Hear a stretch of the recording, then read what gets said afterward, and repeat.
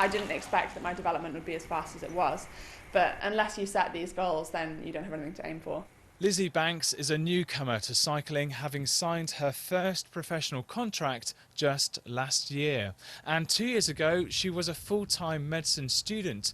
But with only 9 months left before becoming a doctor, she quit her studies, risking everything for a career in cycling. But for Banks, it's paid off. She's about to race for Team GB at the World Championships in Yorkshire.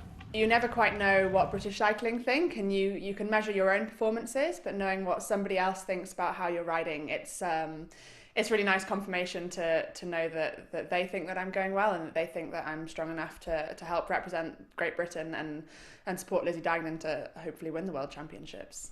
Lizzy's commitment to her sport meant she was racing just 6 days before her wedding day, but disaster struck when she crashed into a rock. So I had about a 10-centimetre laceration on the back of my head that was bleeding profusely, and I was covered in grazes on my shoulders, my elbows, but I was fine. Luckily I didn't have a concussion, so I was still with it enough to say my vows, and I just had a few scratches and bumps and bruises.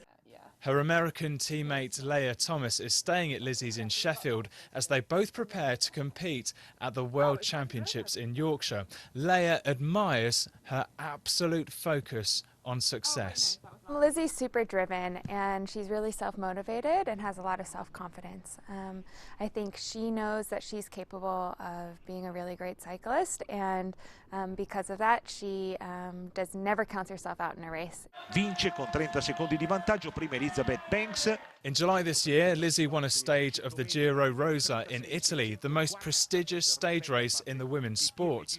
Lizzy's downright dogged determination is key to her rapid progress to the top of the sport. I don't give up, whatever the situation is, and I think that's a really critical attribute for an athlete, especially a cyclist. You know, you have to fight so hard in these races, and often it's not really the physical side, it's who can mentally fight the hardest.